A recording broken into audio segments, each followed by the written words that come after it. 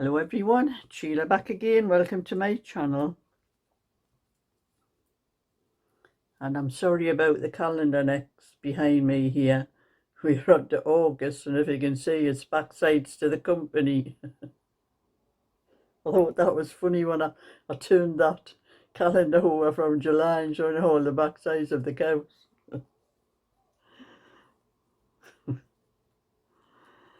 But anyway, I'm just doing a little bit of knitting. I'm onto the front of the little V-neck sweater. I'll finish this row and I'll hold it up. I don't like to stop in the middle of a row, so I forget where I am sometimes. But I had my son was up yesterday, so I didn't get hardly any knitting done at all until later on, you know, usually after 7 when my son goes home. So I now have the back,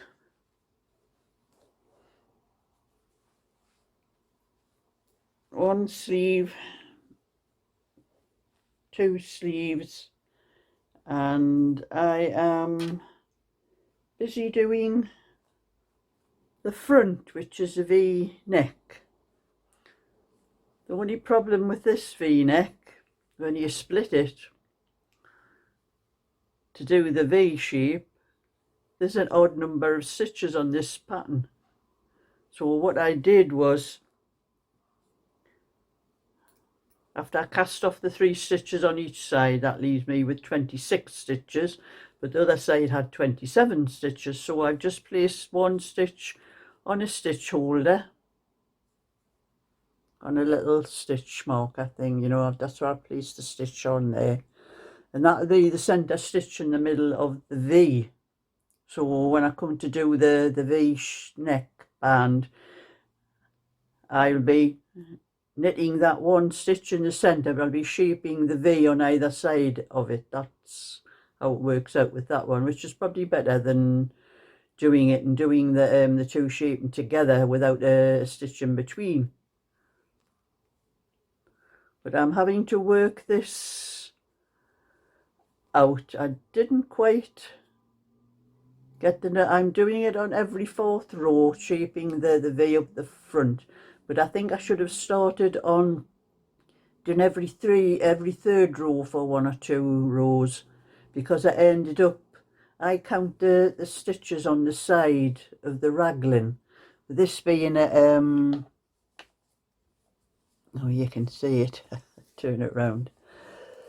This having a garter edge to the raglan, I just count the number of ridges up on the back and the sleeves, and I know I've got to have the same, or at least 1 ridge less on the front, because you know the front comes a little bit lower down than what the sleeves in the back and that is. So I count up those ridges, and there were 16 ridges, which is 32 rows, more than 32 rows, because there's a couple of rows before I start the ridges. The 16 on the back and the sleeves, so I would have to do about 15 on here.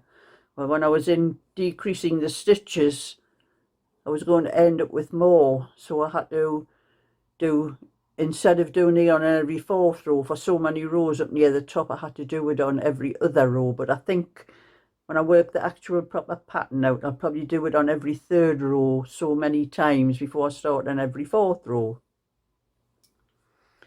So that is almost finished. I just have the other front of the V shape to do, and then put the neckband on and sew it up. You can do the neckband with a circular needle, but I will do it separate, all in one, and just sew up one end up near the sleeve. That's, I think it would be better that way actually. So that's how much I've done of that one.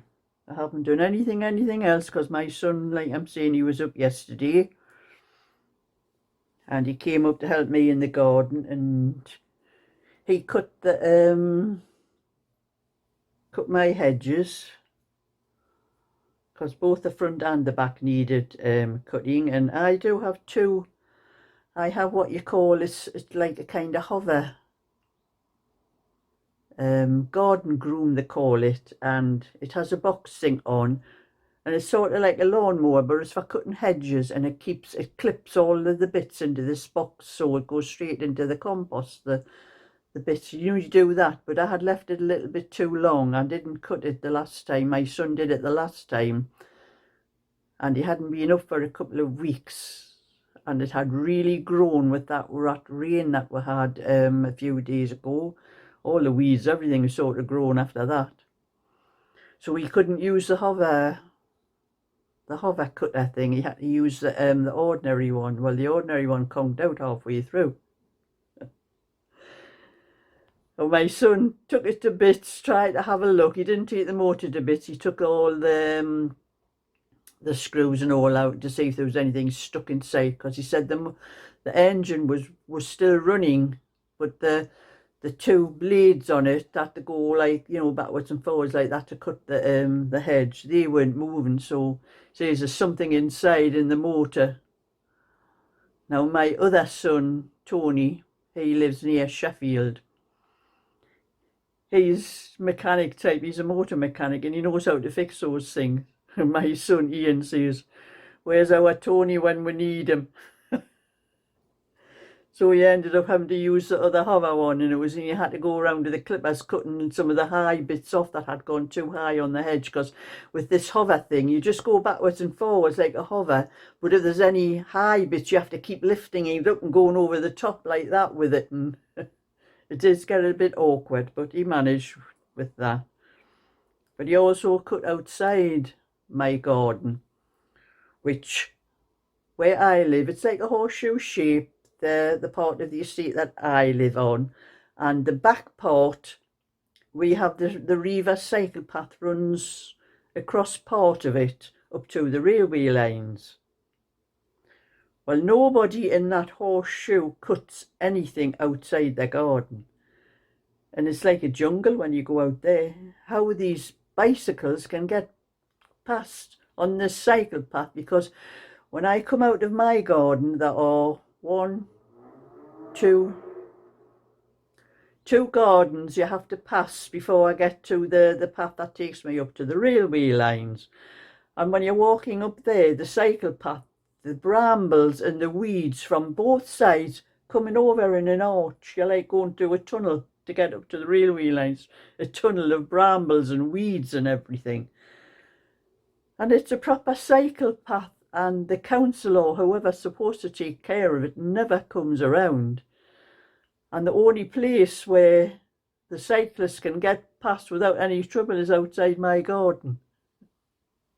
Because I did have a couple, I did tell about a couple the other day when I was going out for a walk around the estate, which I do now and again, because there's a lot of nice tracks and I like to have a walk now and again. And when I came back, there was this young girl on a cycle, and the fella they were training, when I was talking to him, they were training for the Great North Run thing, and he was running and she was on the cycle, keeping them going, I take it. And he wanted a rest, and he said outside my garden was the only place he could find to sit down that wasn't thick with brambles. And so my son, it wasn't bad. He just took the lawnmower out and cut it down as best he could, and to keep there is a bit grass. We did lay grass and that, but the brambles just takes over everywhere outside of my garden and all around the places out there. So that was what he was doing, and then I had to do some tea for us. You know, and my son, everything has to be gluten-free. And I'm thinking, oh, what on earth can I do, you know, for... I hadn't anything I was trying to think of, and I thought I had some mince out ready, so I cooked the mince with some onion out of my garden, a little bit salt on, and I thought, now what else can I add to the mince? So I already had a lot of carrots chopped that I had dug out the garden because the rats had been at my carrots, and I had dug them all up, so I had them all chopped, and they were in my freezer. I had bagfuls in the freezer what I had chopped up for stews and things like that. So I took a handful of handful of the ones I had in the bag for stews and just dropped them in the pan and chopped up a potato. And I thought, what can I do for gravy? I haven't got any beef, gluten-free gravy stocks. I've only got oxos and that. And then, so I emptied a tin of chopped tomatoes in, and I do have that gravy. You know, when you make the thick gravy for dinners and that for gluten-free. So I made some of that, but not thick, just enough to add a bit beefy taste to the mince and that. And what else can I put in? Oh, I had a tin of kidney beans, so I added a few kidney beans to it. So I had and I quite enjoyed it. Actually helped yourself to seconds out of the pan, so I had very little left to put in my freezer. So that was a gluten-free meal I made out of just trying to think what I had, what I could make. But I have two of my sons, both have celiac disease, so I have to think when my other son comes up, the motor mechanic Tony, when he comes up, I have to sort things out for him as well. But I will be going down to my granddaughter soon. It is 12:30 now. But I do have to call in at the I'll nip into Sainsbury's on the way because I've got no sweets for the kids. And that's the first thing they ask when I go down there. What sweets have you brought, Nana? There's a special kind they always want, and they always ask what kind. That's Eddie, who will be 8 on Thursday. It's his birthday on Thursday, and his dad brought a bike. They go up on bike runs now and again, and he needed a larger bike, so they bought him a bike for his birthday. But they didn't want him to know that, so they brought it up to my house, and it's stuck in my passage under my stairs at the moment until Craig comes and gets it for Thursday. I'll be glad when he takes it away. I'm having to keep moving things around to move the bike out of the way to get at the things that's behind the bike, shoes and that on the stand. And so that's where I'll be going down my granddaughter's for my Sunday lunch and that thing. But like I'm saying, I do have to pop into Sainsbury's before I go down there. So I will be taking something. I don't think I'll take this with me because I'm nearly finished it anyway. Probably take one of my other little ones down I always take some knitting down my granddaughter's. Although last week she had a jigsaw going in, you know, and the jigsaw I cannot help myself. As she was looking for things for the kids to do because they're on holiday, and I said, well, jigsaws are pretty good things to do. But I am also giving a shout out to a couple of ladies today. I'm going to tell you their names, and you know, it is nice if someone can give you a shout out and help you with a few more views and a few more subscribers, just to take a look at what other people are doing, like what a lady called Alison Russell did for me a few years ago, and she helped me to get where I am today because of that shout out she gave me.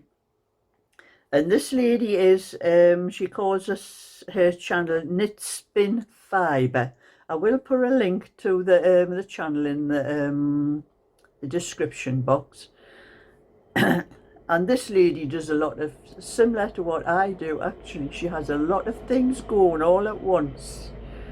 And I was watching her last video, and she was bringing thing after thing out of the bag, and knitting, crochet, and I think she does spinning as well, and things like that. So take a look at her channel and give her a few more views, because she does need a few more views and a few more subscribers. And another lady called Crafty Pat. She does a lot of things like socks, and I think, I'm not sure she crochets, but she knits a lot of things like socks and that. And there's another lady that needs a few views and maybe a few more subscribers. So just take a look. I will put a link to Crafty Pat as well in the description box. So it would be nice for these ladies just to get a little bit more noticed, because you know there's so many of these channels for knitting and crochet and all that, and it's hard for someone to get ahead, like you know, with the far too many knitting and crochet things. So just take a look in the description box, and I'll put the link to their channels in the box. So that's my little bit for today. So I'm just going to hopefully finish off this, but I'll probably only be able to get it, I'll not be able to sew it up. I may be able to get just the other side finished, and that'll be it for until I come back tonight. So thumbs up and subscribe, and I'll catch you all another time. So bye for now.